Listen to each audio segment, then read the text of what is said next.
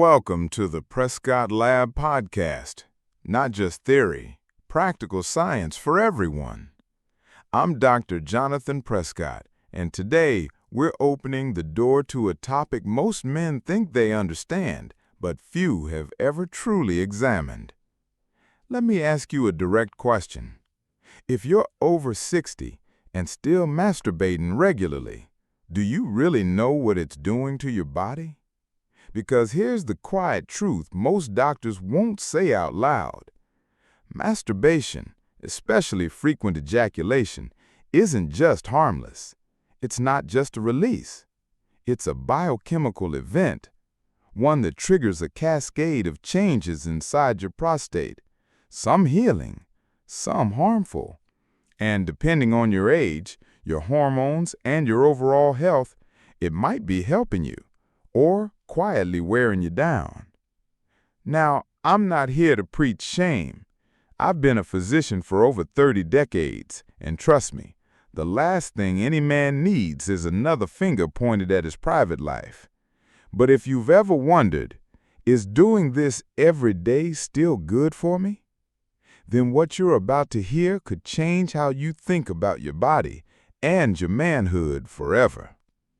Because today, I'm walking you through 8 critical shifts that happen inside your prostate when ejaculation becomes a routine. Some of them protect you. Some of them slowly sabotage you. And most of them, your urologist probably never mentioned. We'll also dive into a surprising new discovery from Japan, a natural compound that might literally flush out years of stagnant buildup hiding deep in the male gland.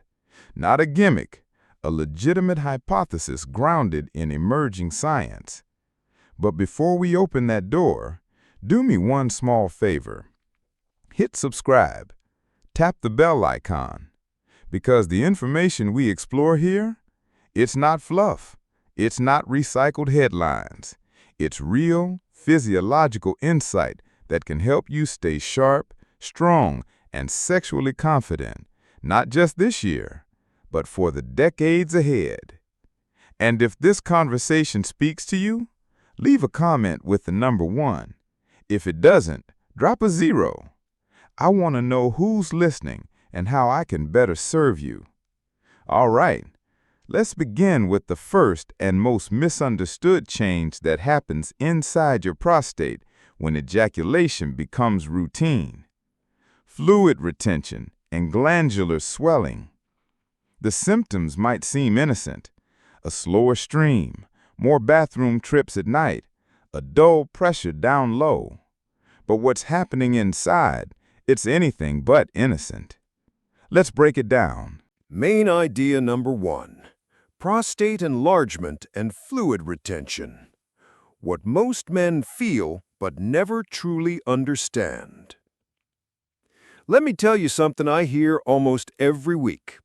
A man, maybe 65 or 70, walks into my office, looks healthy, eats decent, still active.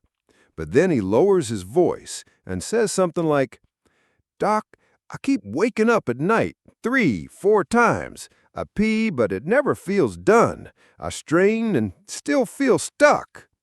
And I always tell him, you're not imagining it. Because in many cases, something is stuck. Not a stone, not a tumor, but a quiet, swollen pressure building right inside your prostate gland. Here's what's happening under the surface. After age 60, the prostate, that small gland sitting just below your bladder, doesn't stay static. It grows. That growth is often benign, what we call BPH. Benign prostatic hyperplasia. It's not cancer, it's not deadly, but it is disruptive. More than that, it slows your ability to release fluid. The prostate's job isn't just to sit there. It produces and moves fluid that's meant to nourish and protect sperm. But as the gland enlarges, that fluid starts to pool inside. Imagine a sponge soaking up water, but never being fully wrung out. That's your prostate. Over time, that trapped fluid turns into low-grade inflammation. No sharp pain, no flashing lights, just a subtle pressure in the pelvic floor, a weaker stream, and a lingering sense that something is off. And here's the kicker. The longer it sits, the worse it gets. Silent inflammation builds, not the kind you feel, but the kind that simmers slowly, quietly, fueling discomfort, cellular stress, and long-term damage. Now here's where ejaculation comes in. When you ejaculate, whether through sex or masturbation, your body does more than release semen. You activate the muscles that contract and express that fluid. That's not just pleasure, that's function. That's your body doing its job, flushing the pipes, relieving pressure, moving things along the way nature intended. And yes, that's backed by science. Regular ejaculation has been linked to reduced prostate inflammation, lower risk of prostate cancer, improved circulation and hormone regulation. But, and this is where most men get it wrong, frequency alone isn't the solution. You don't need to force it every day just to stay healthy. Because if your prostate isn't draining well, if that fluid is sitting too long, frequent ejaculation might not help. It might just highlight the problem. The key is this: pay attention to how you feel. If you're waking at night, straining to empty, or feeling residual pressure, your body is telling you something. It's not shameful, it's biological. And the sooner we listen, the better we protect what still works. So yes, ejaculation can help, but only if the system is flowing. And if it's not, that's not weakness, that's your body asking for support. And that's just the beginning, because if you think the swelling and fluid retention are the core issue, think again. There's something deeper at play, something hormonal, and it could explain why your prostate won't stop growing no matter how healthy you think you are. Let's dig into that next. Main idea number 2. Hormonal shifts that feed prostate growth. While your testosterone isn't the only player anymore. Let's clear up one of the biggest misunderstandings in men's health. When it comes to the prostate, it's not just about testosterone going down, it's about what that testosterone turns into. See, most men over 60 notice changes. Less energy, less drive, a shorter fuse, and often quietly an enlarged prostate. But they chalk it up to just aging. They say, I'm eating clean, I walk every day, I'm still intimate with my wife, so why does my prostate keep growing? Here's why. After you're 60, your hormones don't just fade, they shift. And one of the most important but rarely discussed shifts is the conversion of testosterone into something called DHT, dihydrotestosterone. Now, DHT isn't bad. In your 20s and 30s, it plays a critical role in muscle, hair, and sex drive. But after 60, it starts working against you, especially inside the prostate. DHT tells your prostate, grow. And if your testosterone is declining at the same time, you lose the balance that once kept that growth in check. It's like a garden hose turned on with no one minding the tap. What you get is silent, persistent growth without breaks, without balance. And that's not just a gland problem, it's a whole body problem. Because when your hormones fall out of sync, it doesn't just affect your prostate. It affects how clearly you think, how soundly you sleep, how much strength you feel in your hands and legs, and perhaps most painfully, how connected you feel to your own masculinity. I've had men look me in the eye and say, Doc, I don't feel like myself anymore. Not depressed, not sick, just dulled. That's not weakness. That's biology calling for balance. Now here's where it gets interesting. There's emerging evidence, subtle but growing, that regular sexual activity, including masturbation, may help stabilize hormonal patterns. No, it's not a cure-all, but it's not meaningless either. Studies show that men who maintain a regular, healthy sexual rhythm often experience better testosterone to estrogen ratios, lower stress hormones like cortisol, improved sleep quality, and yes, more stable prostate health over time. And it makes sense. Stress, especially the quiet kind that creeps in after retirement, is a hormone wrecking ball.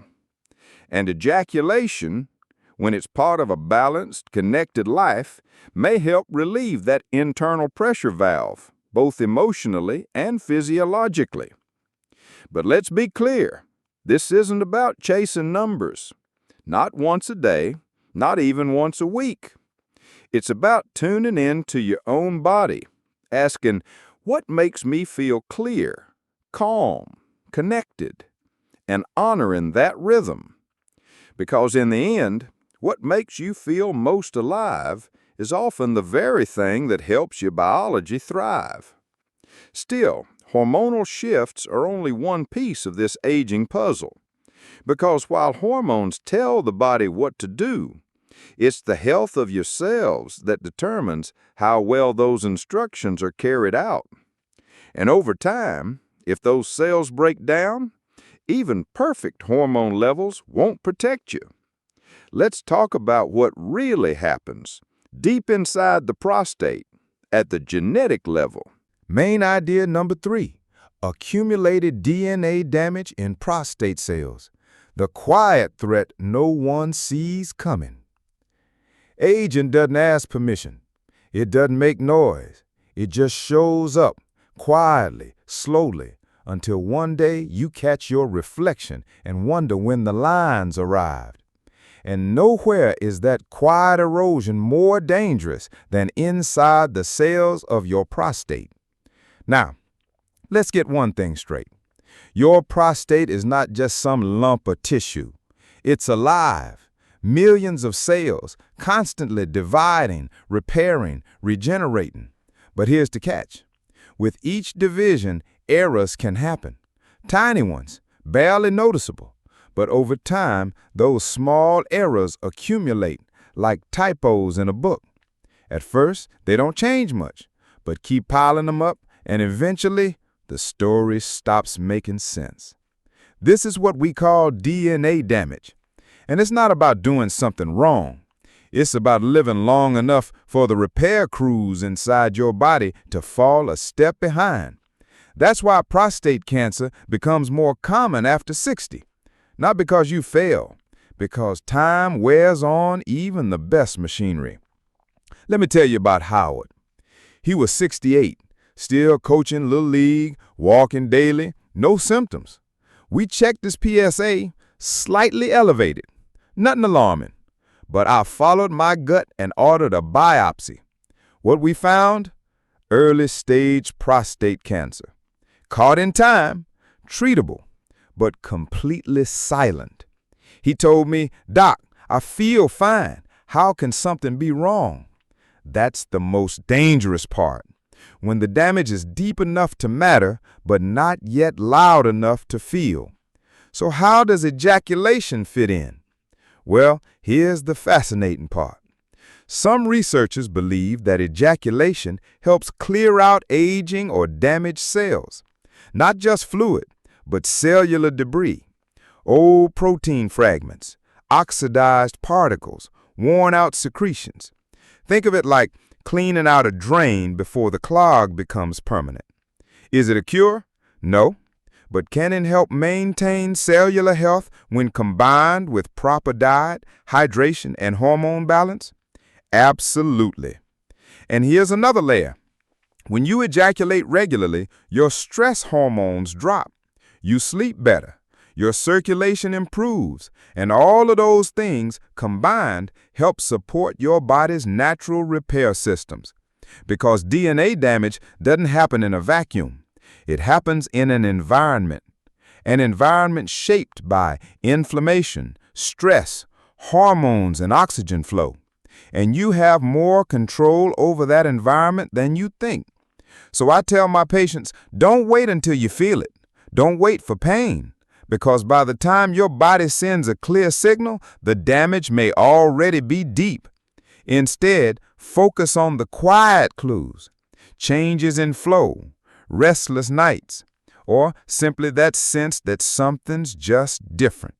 Because your body is always whispering, you just have to learn how to listen. But as deep as these changes go, they're still just part of the picture. Because some men have normal hormones, clean labs, active routines, and still struggle. And that's where the next discovery turns everything on its head. Because sometimes the issue isn't microscopic, it's mechanical. Let's talk about the Japanese discovery that changed the way I view the prostate forever. Main idea number 4. The Japanese prostate clog discovery. What if there's a hidden blockage you've never been told about?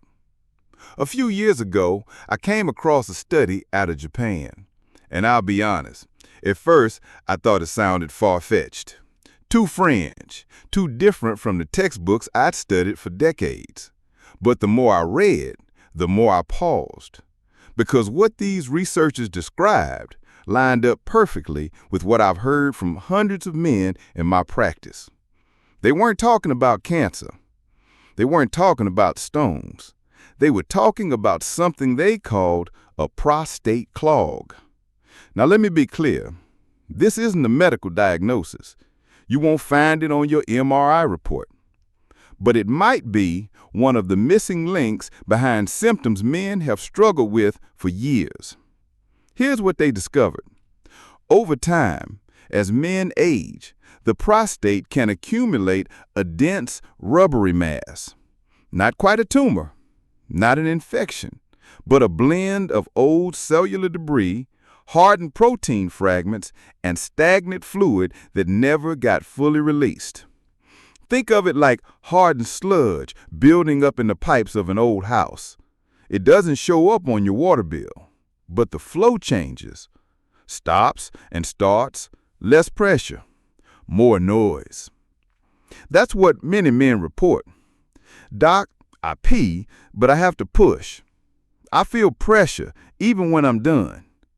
It used to be easy. Now it's a process. For years, we blamed that on BPH, benign enlargement.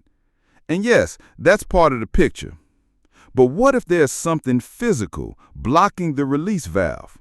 Something small enough to hide from scans, but big enough to choke your flow. According to the Japanese researchers, that's exactly what they believe they found. Now here's where it even gets more intriguing. They experimented with a specific blend of mineral-rich spring water and citrus-based compounds. Natural, gentle, but chemically active.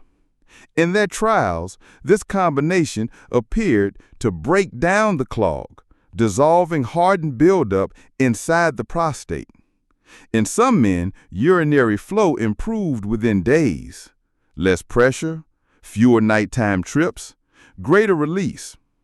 All without surgery, without drugs. Now let me be the first to say, this isn't FDA approved. It's not standard protocol in the U.S.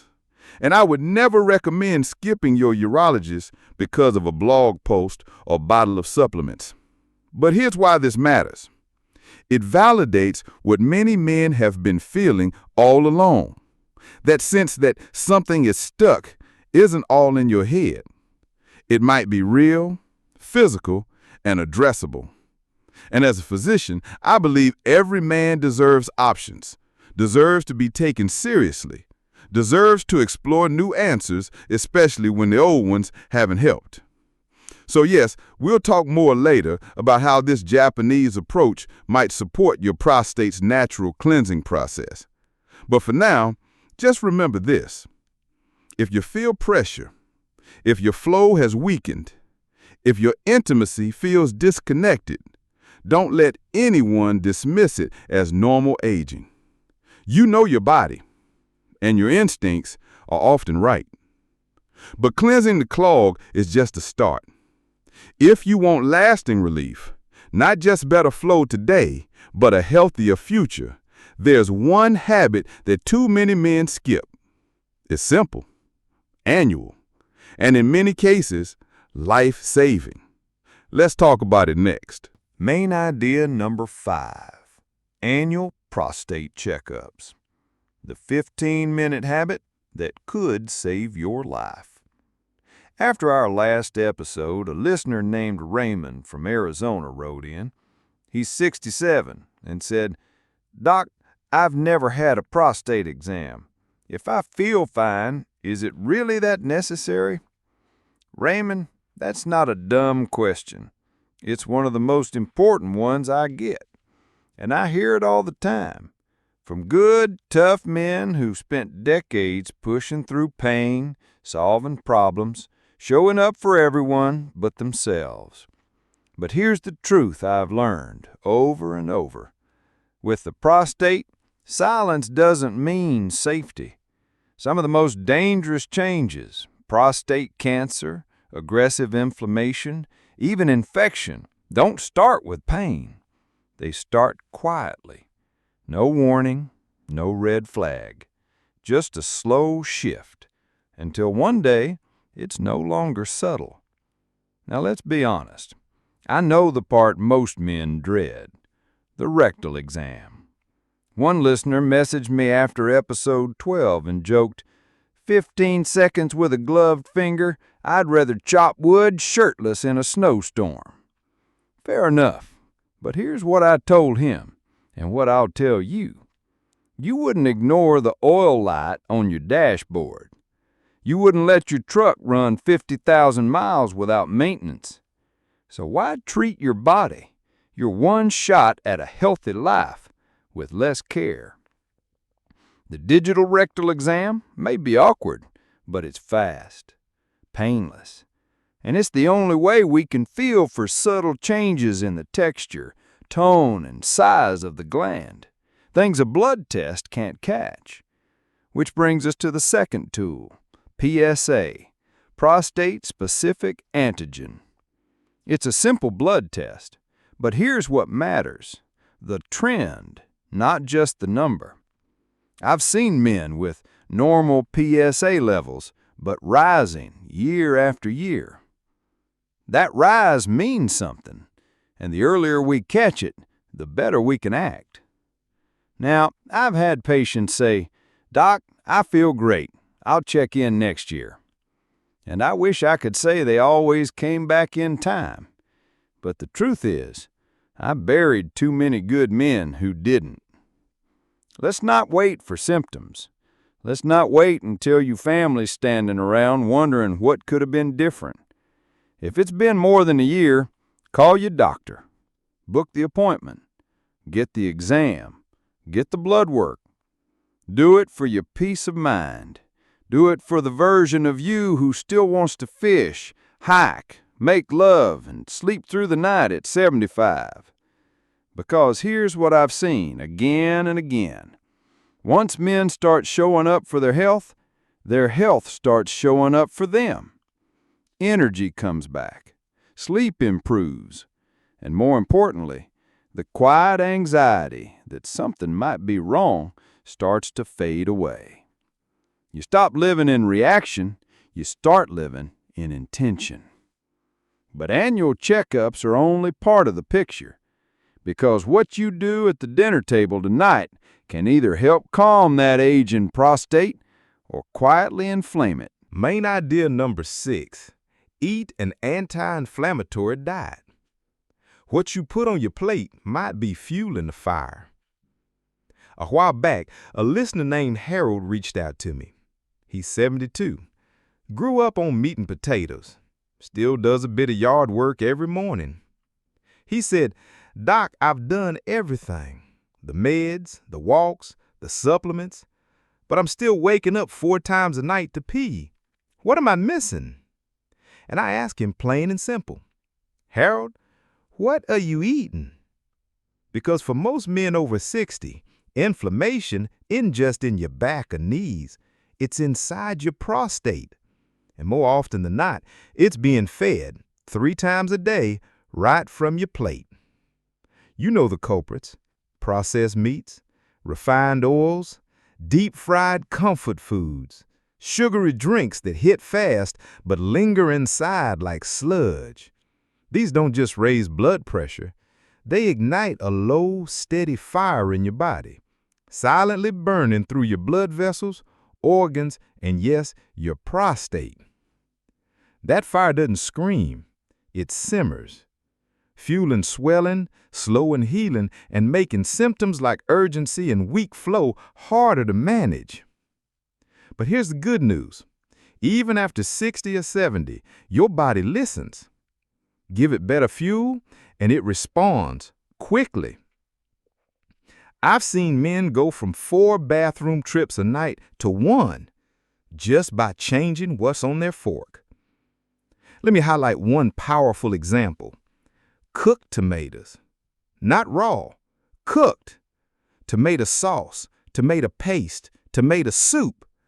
Because when you heat them, you unlock lycopene, a compound shown to reduce prostate inflammation and support cell health. Add in some garlic and olive oil. Now you got medicine that tastes like dinner. Next up, healthy fats. Avocados, walnuts, extra virgin olive oil, chia, and flax seeds. These calm inflammation, regulate hormones, and support healthy blood flow. On the flip side, just cutting out a few known triggers, deli meats, soda, fried snacks, can dramatically reduce the stress on your system. And no, I'm not asking you to live like a monk. I'm asking you to make small, consistent shifts. Every bite you take is a vote, healing or hurting. I had a patient once, George, 74, said to me, Doc, I'm too old to change. I told him, then let's not change everything. Just change lunch. 30 days later, George was sleeping through the night and smiling wider than I had seen him in years. So if you're wondering where to begin, water over soda, salmon over sausage, greens with your breakfast. Start there. Start small, but start. Because food is never neutral. It either feeds the fire or calms it. And your prostate, it's paying attention to every bite. But food alone won't move the needle. To truly shift your hormones, improve blood flow, and restore confidence, you need to move. Not just someday, every day. Let's talk about the kind of movement that doesn't require a gym, just a little commitment. Main idea number 7, consistent physical activity. The medicine most men never feel. A listener named Dennis wrote in last month. 74, retired engineer, smart, methodical. He said, Doc, I eat right, my hormones are in check, but I'm tired, my sleep is off. And when I go, the flow feels weak. I asked him one question. How often are you moving, Dennis? He paused. Not much. I don't have the energy. That's what I hear so often. I don't move because I have no energy. But here's the paradox. You have no energy because you're not moving. See, the older we get, the more our body needs motion, not less. Not to lose weight, not to impress, but to keep blood flowing, hormones balanced, nerves firing, and the prostate doing its job. You don't need a gym. You don't need machines. What you need is consistency. A 15-minute walk, a few stretches, some body weight squats by the kitchen sink. It's not fancy, but it's potent. Because when you move, you circulate. And good circulation is everything for prostate health. It delivers oxygen, nutrients, and removes waste. It reduces inflammation. And yes, it supports erectile function too. But here's something most men don't know. Exercise helps regulate your hormones. It raises testosterone. It lowers excess estrogen. And it helps reduce DHT, the hormone we talked about earlier that fuels prostate growth. It's not magic. It's mechanics. You move your body, you move your biology. And then there's something even more overlooked, your pelvic floor. Most guys think Kegels are for women, but they're just as critical for us. The muscles that support your bladder, your prostate, your sexual function, they need strength too. Kegels are simple. Contract the same muscles you use to stop midstream, hold, release, repeat. Do them seated, standing, brushing your teeth. No gym, no gear, just results.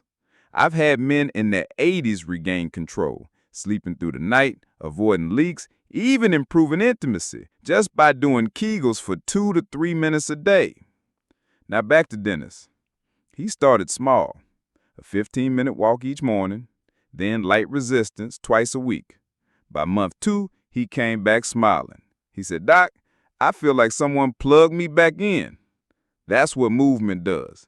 It recharges your sense of self. And the best part? It reminds your body and your brain that you're still here, still engaged, still in charge. So if you're listening to this thinking it's too late for me, I want you to hear this clearly. It's not. As long as you can move, you can improve.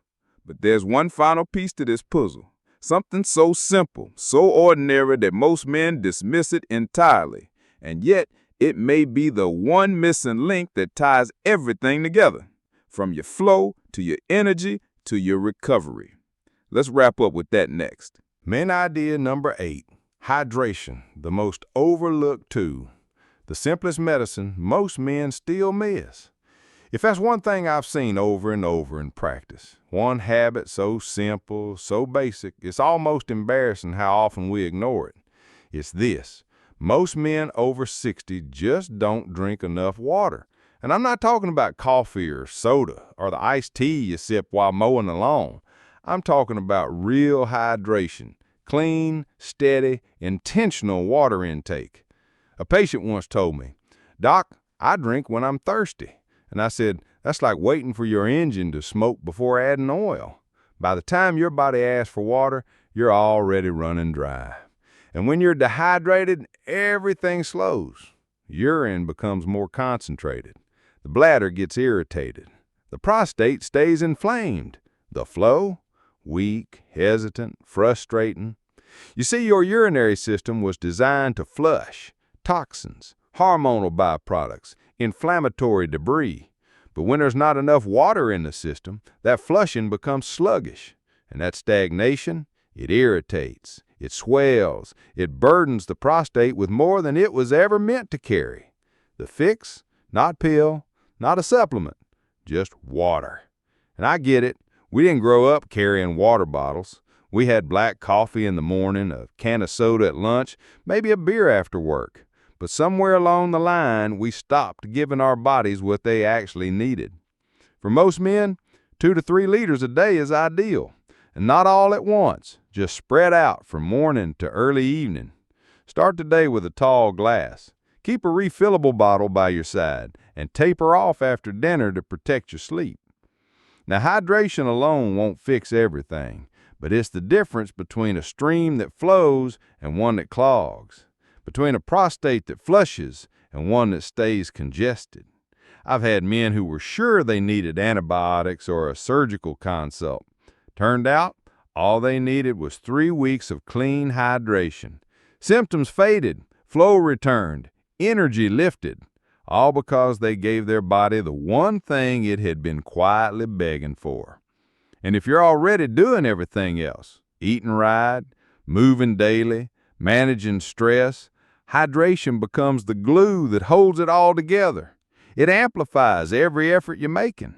It supports circulation, hormone balance, cellular repair.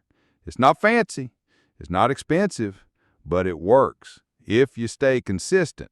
So if you've been feeling stuck, swollen, sluggish, start with this. Drink more water, and you'll be amazed at what your body knows how to do once you finally give it permission. Closing message. This body is still yours. So, if you stayed with me through this entire conversation, I want to thank you. Not just for listening, but for choosing to listen. Because the truth is, most men your age, our age, were never taught to ask questions about their own body. We were taught to be tough, to keep quiet, to push through. But the body doesn't work that way forever. And at some point, silence becomes expensive. Your prostate, your circulation, your intimacy, they're not just medical topics. They're pieces of your identity, of how you move through the world, of how you connect to yourself, to your partner, to the life you still want to live. And here's the part I want you to remember. It's not too late. You are not too far gone. You are not broken. You are not past your prime. You're just at a point in life where the body is asking to be heard more clearly and cared for more consistently. And you don't need to fix everything overnight. You start small. Maybe it's drinking more water this week. Maybe it's a 10-minute walk before dinner. Maybe it's finally calling your doctor and saying, I'm ready to check my prostate. Or maybe it's just letting go of the shame around aging and saying, I still matter. Because you do. Your body still responds. Your strength still lives inside you, maybe quieter, but no less real. And your health is still yours to claim. So, whether you're 58 or 82, whether you're feeling strong or a little lost, just know this. Your future is listening. What you choose tonight shows up tomorrow. Take care of your prostate. Take care of your heart. And above all, take care of the man you are still becoming. This is Dr. Jonathan Prescott. Thank you for trusting me with your time and your attention. Until next time, stay strong, stay curious, and stay connected to the body that's carried you this far. It still has more to give. Good night.